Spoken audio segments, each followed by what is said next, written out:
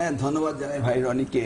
যত সুন্দরভাবে তিনি আমাদের দল সম্পর্কে কথা বললেন, সত্যি আমি হাসছিলাম, সবাই হাসছিলেন, অবশ্য জাতীয় বোধ হাসছিলেন আপনার কথায়।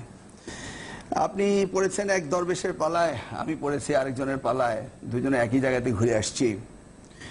3Dর কথা বললেন। হ্যাঁ, পুলিশ দেখলে বিএনপি পালায়, লাঠিচার্জ করতে হয় না, বাঁশি দিলেই পালায়, যথেষ্ট। এটা অবাস্তব কোনো কথা বলেন নেই। কিন্তু একবার কি ভেবেছেন যে যদি পুলিশ না থাকতো তাহলে উনি কোথায় পালাতেন? একবার ভেবে দেখুন। দুর্নীতিতে চ্যাম্পিয়ন আমাদের কথা বললেন। পদ্মা সেতু কাদের সময় দুর্নীতি হয়েছে জাতি এটা জানে। নির্বাচনী ওয়াদা তো ছিল বটেই, এই পদ্মা সেতুর আমরা নদী শাসন হতে শুরু করে অনেক দূর কাজ এগিয়ে নিয়ে রেখে দিয়েছিলাম। তারপরে আপনারা এসছেন, আজ 5 বছর অতিবাহিত হতে গেল, পদ্মা সেতুর কাজ আপনারা করতে পারেননি। একের পর এক দেশপ্রেমের থেকে চুরির প্রেম ধরা পড়ছে। সময় আসছে, সবার নামই আসবে।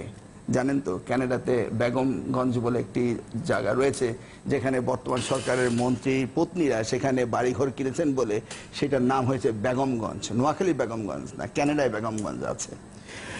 সবাই যাচ্ছে।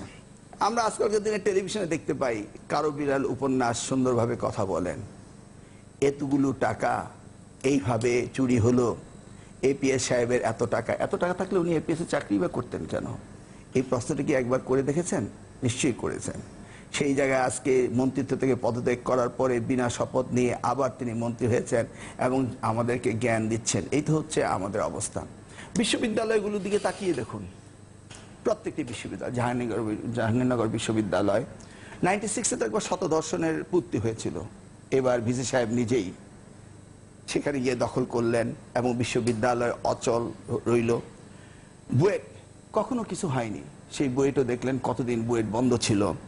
আসুন, আপনি বলছেন ব্যাংক ভর্তি টাকা, সোনালী ব্যাংক থেকে হলমার্কস কত টাকা নিয়েছে জাতি জানে। যদিও আমাদের অর্থমন্ত্রীর কাছে 4,500 কোটি টাকা, এটা সামান্য কয়টা